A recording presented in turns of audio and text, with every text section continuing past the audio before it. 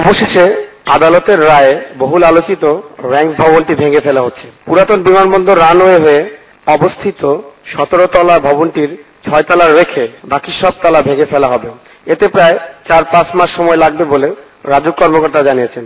তবে র্যাঙ্কসের কর্মকর্তাদের মাঝে তীব্র ক্ষোভের সৃষ্টি হয়েছে।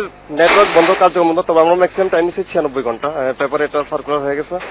আর র্যাঙ্কসের যে গ্রাহক তাদের ওনাদেরকে আমরা যে বলতেছি যে আমরা আছি, এটা আরো ভালো করবো আর কি। আমাদের এটা কিছু না, আসলে আমাদের যে ম্যান পাওয়ার আছে এটা সবচেয়ে বড় ব্যাপার। আমরা আছি, আর আমরা অ্যাকচুয়ালি আমরা দেশের প্রতিষ্ঠান, আমরা দেশের জন্য কিছু করি, ঠিক আছে। কিন্তু সরকার এইভাবে আমাদেরকে এটা টোটালি উচিত হয় নাই। কাঁচা মরিচের দাম কমাতে পারে না, কিন্তু এইভাবে আমাদেরকে ওই ভেঙে দেওয়া এটা ঠিক না।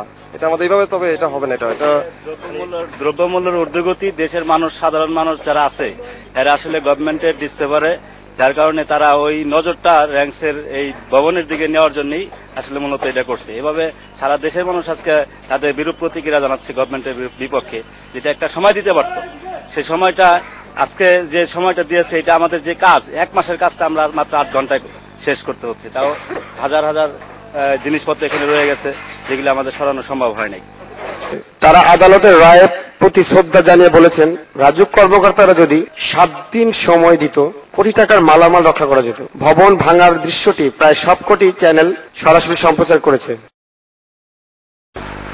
আমরা র্যাঙ্কস ভবনে বিভিন্ন কর্মকর্তাদের সাথে কথা বলে জানতে পারলাম এখানে কয়েকশো কোটি টাকার সম্পদ নষ্ট হয়ে গেছে। আমাদের এই দরিদ্র দেশে এরকম এত অল্প সময়ের মধ্যে এত টাকার অপচয়, এটা নিয়ে সংশ্লিষ্ট মহলকে আরো ভাবতে হবে। আরো 60টি দিন তাদের সময় দেওয়া হলে অন্ততপক্ষে র্যাঙ্কস ভবন এই শত শত কোটি টাকা বিনষ্ট হতো না। জুয়েল আনন্দ, ইএনবি নিউজ, ঢাকা।